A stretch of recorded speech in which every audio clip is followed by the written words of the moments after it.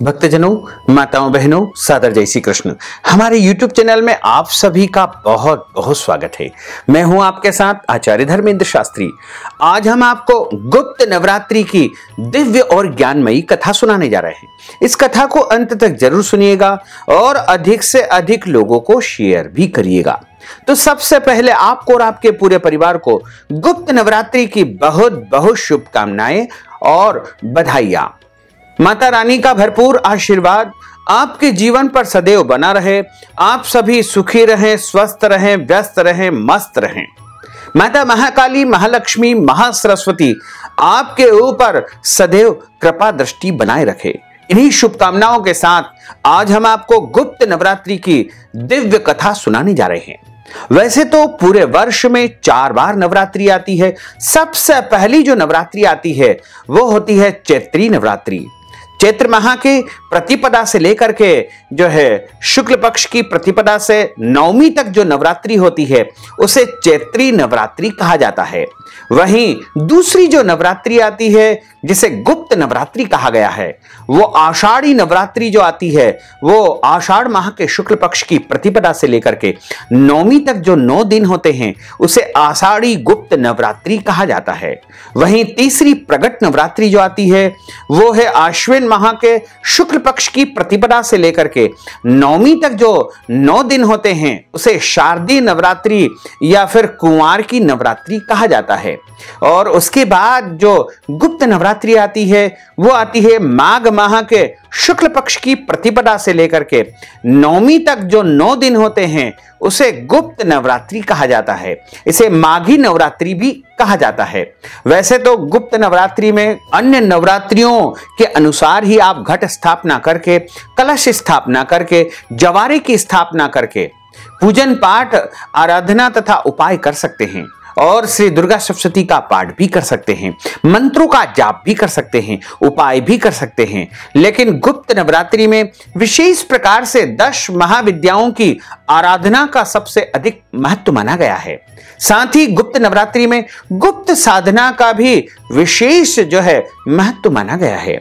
और इस बार माघ माह के जो शुक्ल पक्ष की गुप्त नवरात्रि प्रारंभ हो रही है वो 12 फरवरी 2021 शुक्रवार के दिन से गुप्त नवरात्रि का प्रारंभ हो रहा है, जो कि 21 फरवरी 2021 रविवार के दिन समाप्त हो जाएगी।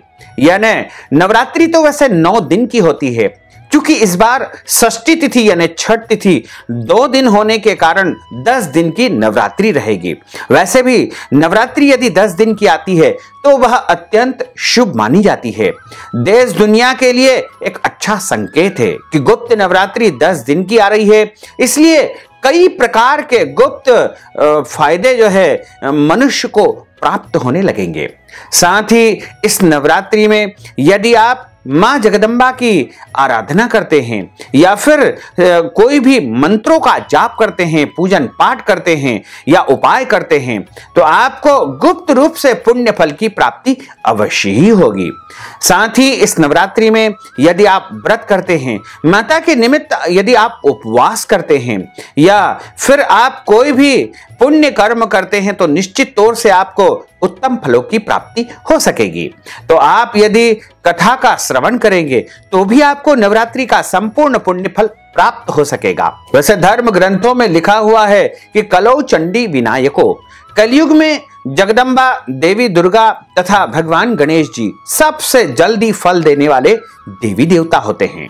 और कलयुग में यदि आप चंडी की आराधना करेंगे, उपाय करेंगे या पाठ करेंगे या उनकी महिमाओं का आप श्रवण करेंगे या मां की कथा का यदि आप श्रवण करेंगे तो आपको नवरात्रि की पूजा पाठ, उपाय का तथा अन्य कार्यों का पूरा पुण्य फल स्वयं ही प्राप्त हो जाएगा। यानी बिना किसी व्रत उपवास के यदि आप नवरात्रि का संपूर्ण पुण्य फल प्राप्त करना चाहते हैं तो आपको नवरात्रि के 9 दिनों तक निरंतर इस कथा का श्रवण करना चाहिए। जो मनुष्य गुप्त नवरात्रि के दौरान प्रत्येक दिन सुबह और शाम को मां की इस कथा का श्रवण करेगा उसे गुप्त नवरात्रि का गुप्त पुण्य फल अवश्य ही प्राप्त होगा। और मां जगदम्बा जगदम्बा स्वयं ही उनके समस्त कष्टों का निवारण कर देगी, उनके सोए हुए भाग्य को जगा देगी, उनके जीवन में उन्नति होगी, प्रगति होगी, उनकी समस्त इच्छाओं की पूर्ति हो जाएगी।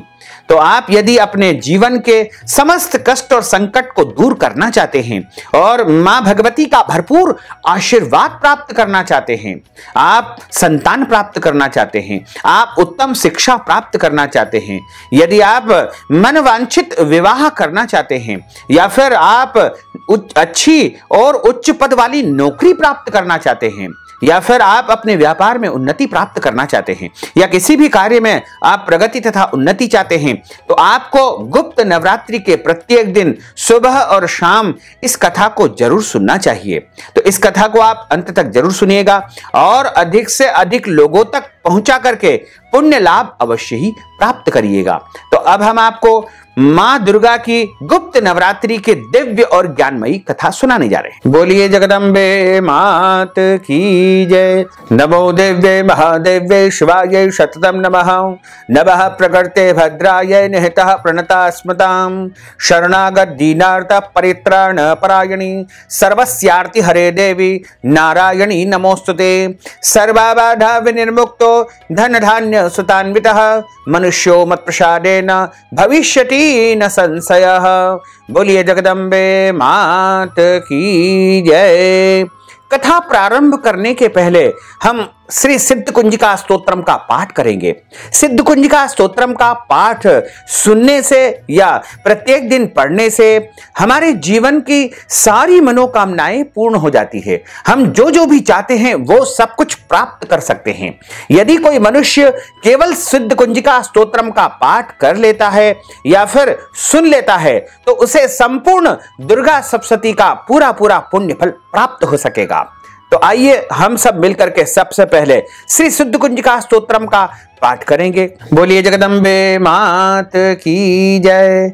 प्रेम से बोलो जय माता दी। हम सब मिल बोलो जय माता दी। मैं नहीं सुनिया जय माता दी। मम्मा बोलो जय माता दी। बाबा बोलो जय माता दी। सब मिल बोलो जय माता दी। प्रेम से बोलो जय माता दी। बोलिए जगदम्बे मात की जय। आदि शक्ति भवानी की जय। अम्बे महारानी की। ओम शिव उवाच शृणु देवी प्रवक्ष्यामि कुंजिका स्तोत्रमुत्तमम् येन मंत्र प्रभावेन चण्डीजाप शुभो भवेत्। न कवचम नार्गला स्तोत्रम कीलकम न रहस्यकम न सूक्तम नापि ध्यानं च न न्यासो न च वार्चनम। कुंजिका पाठ मात्रेण दुर्गा पाठ फलम लभेत्। अति गुह्यतरं देवी देवानामपि दुर्लभम। गोपनीयं प्रयत्नेन स्वयोनिरिव पार्वती। मारणं मोहनं वश्यं स्तंभनोच्चाटनादिकं। पाठमात्रेण संसिद्ध्येत् कुंजिका स्तोत्रमुत्तमम्। ओम ऐं ह्रीं क्लीं चामुण्डायै विच्चे। ओम ग्लौं हुं क्लीं जुं सः ज्वालय ज्वालय ज्वल ज्वल प्रज्वल प्रज्वल। ऐं ह्रीं क्लीं चामुण्डायै विच्चे। ज्वल हम सम लं क्षं फट् स्वाहा। नमस्ते रुद्ररूपिण्ये नमस्ते मधुमर्दिनी नमः केटभारिण्ये नमस्ते महिषार्दिनी नमस्ते शुम्भहन्त्रे च निशुम्भासुरघातिनी। जागृतं हि महादेवी जपं सिद्धिं कुरुष्व मे।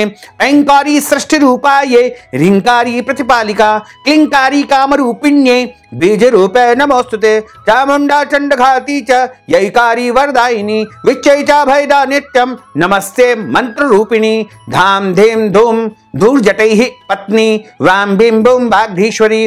क्रां क्रीं क्रूं कालिका देवी शां शिं शुं मे शुभं कुरु। हुं हुं हुंकार रूपिण्ये जं जं जंबनादिनी। भ्रां भ्रीं भ्रूं भारवी भद्रे भवान्ये ते नमो नमः। अं कं चं टं तं पं यं शं भीं दुं ऐं बीं हं क्षं धिजाग्रं धिजाग्रं त्रोटे त्रोटे दीप्तं कुरु कुरु स्वाहा। पां पिं पुं पार्वती पूर्णा खां खीं खूं खेचरी तथा सां सिं सुं सप्तशती देव्याः मंत्र सिद्धिं कुरुष्व मे। इदं तु कुंजिका स्तोत्रं मंत्र जागर्ति हेतवे अभक्ते नैव दातव्यं गोपितं रक्ष पार्वती। यस्तु कुंजिकया देवी हीनां सप्तशतीं पठेत् न तस्य जायते सिद्धिर् अरण्ये रोदनं यथा। श्री रुद्रयामले गौरी तंत्रे शिव पार्वती संवादे कुंजिका स्तोत्रम श्री जगदम्बार्पणमस्तु। सत्या सन्तु यजमानस्य कामः सफला सन्तु मनोरथाः। बोलिए जगदम्बे मात की जय। आदि शक्ति भवानी की जय। दुर्गे महारानी की। गुप्त नवरात्रि में तंत्र अर्थात वाम मार्गी साधना की जाती है। इस नवरात्रि की पूजा गुप्त रूप से की जाती है। गुप्त नवरात्रि तंत्र साधना करने वालों के लिए बहुत ही महत्वपूर्ण मानी जाती है। गुप्त नवरात्रि विशेष तौर पर गुप्त सिद्धियां प्राप्त करने के लिए बहुत ही उत्तम मानी गई है। गुप्त नवरात्रि में मां की 10 महाविद्याओं की साधना करने से साधक की हर एक मनोकामनाएं पूर्ण हो जाती है और प्रत्येक कार्यों में उसे सिद्धि अवश्य ही प्राप्त होती है। तंत्र शास्त्र में जो 10 महाविद्या बताई गई है वो इस प्रकार है। पहली देवी है मां महाकाली, दूसरी देवी है मां तारा देवी, तीसरी देवी है माता त्रिपुर सुंदरी, चौथी देवी है माता भुवनेश्वरी, पांचवी देवी है माता छिन्नमस्ता देवी और छठी देवी है माता त्रिपुर भैरवी और सातवीं देवी है माता धूमावती और 8वीं देवी है माता बगलामुखी और 9वीं देवी है माता मातंगी देवी और 10वीं देवी है माता कमला देवी।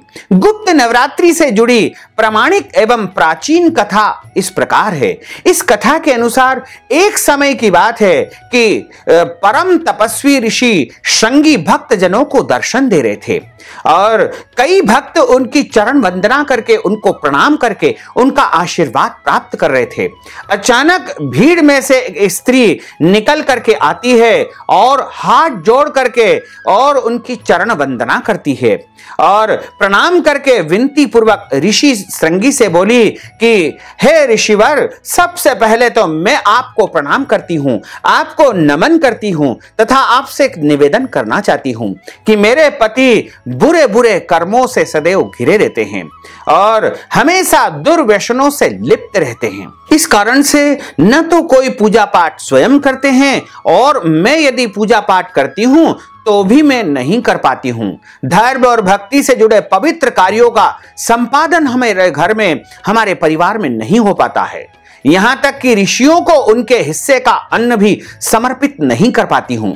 मेरे पति जो है अभक्ष भक्षण करते हैं, यानी वो मांसाहारी है, जुआरी है, लेकिन मैं मां दुर्गा की सेवा करनी चाहती हूं और मेरी इच्छा है कि मैं जगदम्बा की सेवा करूं। उनकी भक्ति साधना से अपने परिवार के जीवन को सफल बनाना चाहती हूं। ऋषि श्रृंगी महिला के भक्ति भाव से बहुत प्रभावित हुए। ऋषि ने उस स्त्री को आदर पूर्वक उपाय बताते हुए कहा कि वासंतिक और शारदीय नवरात्रों से तो आम जनमानस परिचित है, लेकिन इसके अतिरिक्त 2 नवरात्र और भी होते हैं जिन्हें गुप्त नवरात्रि कहा जाता है। उन्होंने कहा कि प्रगट नवरात्रों में 9 देवियों की उपासना होती है और वैसे तो गुप्त नवरात्रि में भी 9 देवी की उपासना कर सकते हैं, लेकिन गुप्त नवरात्रों में विशेष रूप से 10 महाविद्याओं की साधना की जाती है। इन नवरात्रों की प्रमुख देवी स्वरूप का नाम सर्वैश्वर्यकारिणी देवी है। यदि इन गुप्त नवरात्रि में कोई भी भक्त माता सर्वैश्वर्यकारिणी देवी का विशेष पूजन अर्चन करता है तो निश्चय ही उसके जीवन में सभी कार्यों को सिद्ध कर देती है और उसके जीवन को सफल बना देती है। ऋषि श्रृंगी ने आगे कहा कि लोभी, कामी, व्यसनी, मांसाहारी अथवा पूजा पाठ न कर सकने वाले भी यदि गुप्त नवरात्रों में माता की पूजा करता है तो उसे जीवन में कुछ और पूजा पाठ, व्रत, जप, तप, नियम पालन करने की आवश्यकता नहीं होती है। केवल गुप्त नवरात्रि से ही उसे समस्त सिद्धियां प्राप्त हो जाती है। श्रृंगी ऋषि ने उस महिला को गुप्त नवरात्रि का सारा विधान बताया, पूजन की सारी विधि उसे समझाई और कहा कि बेटी, तुम पूरी श्रद्धा से मां सर्वैश्वर्यकारिणी की 9 दिन तक पूजा आराधना करना। जिससे तुम्हारे घर परिवार में निश्चय ही सुख शांति समृद्धि आएगी। संपूर्ण विधि विधान जान करके वह महिला अत्यंत प्रसन्न हुई तथा ऋषि श्रृंगी को उसने प्रणाम किया और प्रणाम करके श्रद्धा पूर्वक उसने माघ माह के शुक्ल पक्ष की प्रतिपदा को अपने घर में कलश की स्थापना की और उसके बाद नियम पूर्वक मां सर्वेश्वरीकारिणी देवी का पूजन करती रही और 9 दिनों तक उसने 10 महाविद्याओं का भी पूजन अर्चन किया और माता भगवती जगदम्बा सर्वेश्वरीकारिणी उसके ऊपर प्रसन्न हो गई और प्रसन्न होकर के उसको दर्शन दे दिए और पूछा कि बेटी, मैं तेरी पूजा से, तेरी आराधना से, तेरी इस भक्ति से अत्यधिक प्रसन्न हूं, मांग क्या चाहती है? तो उस महिला ने कहा कि माता, मैं चाहती हूं कि मेरे पतिदेव अच्छे मार्ग पर चले, सही कर्म करे, सत्कर्म करते हुए भक्ति के मार्ग में प्रवृत्त हो तथा आपकी कृपा दृष्टि मेरे पूरे परिवार पर बनी रहे, पूरा परिवार सुखी रहे, संपन्न रहे, बस यही मेरी आपसे कामना है। मां भगवती जगदम्बा ने उस महिला को तथास्तु कह करके आशीर्वाद दिया और उसके बाद वहां से अंतर्ध्यान हो गई। मां भगवती की कृपा से उस महिला के घर में सुख शांति समृद्धि आ गई। उसका पति जो गलत मार्ग पर चल रहा था वह भी सही मार्ग पर आ गया और गुप्त नवरात्रि की जो है कृपा से, मां सर्वेश्वरीकारिणी की कृपा से उसका जीवन पुनः हरा भरा हो गया, उसका जीवन खिल उठा। पूजा विधि अन्य नवरात्रों की तरह ही गुप्त नवरात्रि की होती है। पहले दिन यानी प्रतिपदा को घट स्थापना इसमें करना चाहिए। फिर प्रत्येक दिन सुबह शाम मां दुर्गा की, मां सर्वेश्वरीकारिणी की पूजा करके उनकी आरती संपन्न की जाती है। अष्टमी या नवमी के दिन कन्या पूजन, कन्या भोजन का कार्य संपन्न किया जाता है। इसके अलावा जो सिद्धियां प्राप्त करने के लिए यह नवरात्रि का व्रत करते हैं वह 10 महाविद्या की साधना करते हैं।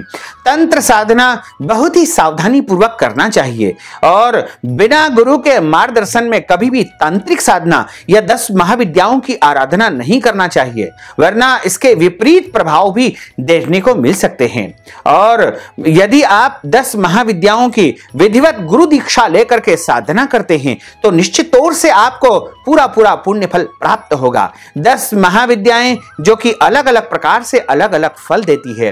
पहली जो महाविद्या है वो काली माता है।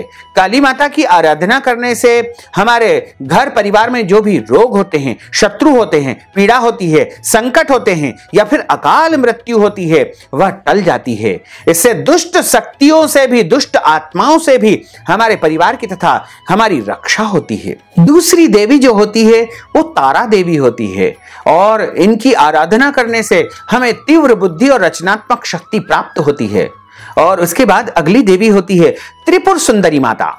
अगर कोई भी ऐसा काम है जो बहुत कठिन है, नहीं हो पा रहा है, तो त्रिपुर सुंदरी की आराधना से वह कार्य सरल हो जाता है। उसके बाद माता भुवनेश्वरी जीवन की समस्त मनोकामनाओं को, समस्त इच्छाओं को पूर्ण कर देती है।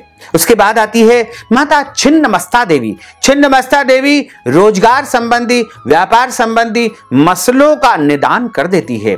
उसके बाद आती है धूमावती माता। धूमावती माता बुरी नजर, तंत्र मंत्र, जादू टोने, भूत प्रेत से जो है मुक्ति प्राप्त करवाती है तथा हमारी और हमारे परिवार की रक्षा करती है। और उसके बाद आती है माता बगलामुखी देवी। बगलामुखी देवी की आराधना करने से शत्रु के ऊपर विजय प्राप्त होती है। कोर्ट कचहरी का यदि कोई केस चल रहा है तो उसमें विजय प्राप्त हो जाती है। यदि कोई उच्च पद आप प्राप्त करना चाहते हैं तो वह भी आपको प्राप्त हो जाता है। यदि आप चुनाव लड़ रहे हैं, राजनीतिक क्षेत्र में उच्च पद की आपकी आकांक्षा है तो वह भी आपकी पूर्ण हो जाती है। यानी माता बगलामुखी की आराधना करने से शत्रुओं का दमन होता है, यहां तक कि यदि आप चाहेंगे तो शत्रुओं का विनाश भी हो जाता है। उसके बाद आती है मातंगी देवी। मातंगी देवी की आराधना करने से घर गृहस्थी की जो भी समस्याएं होती है, पति पत्नी के बीच में जो तनाव होता है वह भी समाप्त हो जाता है। उसके बाद आती है माता कमला देवी। कमला देवी की आराधना करने से मनुष्य को सौंदर्य की प्राप्ति होती है, वैभव की प्राप्ति होती है और उसके जीवन में समस्त भौतिक सुख सुविधाएं उसे प्राप्त हो जाती है तथा घर परिवार में सुख शांति समृद्धि का आगमन होता है। तो इस प्रकार गुप्त नवरात्रि की कथा का यहाँ पर समापन होता है। बोलिए जगदम्बे मात की जय, भोलेश्वर भगवान की जय। अच्युतम केशवम राम नारायणम कृष्ण दामोदरम वासुदेवम हरे, श्रीधरम माधवम गोपिका वल्लभम, श्री जानकी नायकम श्री रामचंद्रम भजे, जानकी मनोहरम सर्वलोक नायकम, श्री शंकरादि सेवितम पुण्य नाम कीर्तनम, श्री राम राम राम राम राम नाम तायकम, रामा कृष्ण वासुदेवा भक्ति मुक्तिदायकम, रामा कृष्ण वासुदेवा भक्ति मुक्तिदायकम, रामा कृष्ण वासुदेवा भक्ति मुक्तिदायकम, रामा कृष्ण वासुदेवा भक्ति मुक्तिदायकम। बोलिए जगदम्बे मात की जय, शंकर भगवान की जय, पार्वती माता की जय, महाकाली माता की जय, महालक्ष्मी माता की जय, महासरस्वती माता की जय। धर्म की जय हो, अधर्म का नाश हो, प्राणियों में सद्भावना हो, विश्व का कल्याण हो, सनातन धर्म की जय हो, गौ माता की जय हो, नगर बस्ती की जय हो, आज के आनंद की जय हो, कल के आनंद की जय हो, परसों के आनंद की जय हो, बरसों बरसों के आनंद की जय हो। ओम नमः पार्वती पते, हर हर महादेव हर। भक्तजनों, माताओं बहनों, यदि आप गुप्त नवरात्रि के निमित्त दान दक्षिणा प्रदान करना चाहते हैं या कथा की धनराशि प्रदान करना चाहते हैं या फिर कोई भी अन्नदान, वस्त्र दान, ब्राह्मण भोजन के निमित्त या पूजन पाठ या फिर मंत्र जाप के निमित्त कोई भी धनराशि यदि आप प्रदान करना चाहते हैं तो आप हमारे पेटीएम के माध्यम से, गूगल पे के माध्यम से, फोन पे के माध्यम से या फिर अकाउंट नंबर के माध्यम से धनराशि हमें पहुंचा करके अपना नाम तथा गोत्र बता करके गुप्त नवरात्रि का पूरा पुण्य फल प्राप्त कर सकते हैं। साथ ही आपसे अनुरोध है कि हमारे इस ज्ञानवर्धक वीडियो को अधिक से अधिक लोगों को शेयर करिएगा, लाइक करिएगा, कमेंट करिएगा और यदि अभी तक आपने सब्सक्राइब नहीं किया तो अभी और इसी समय सब्सक्राइब अवश्य कर लीजिए। आपको और आपके पूरे परिवार को सादर जय श्री कृष्ण, सादर धन्यवाद।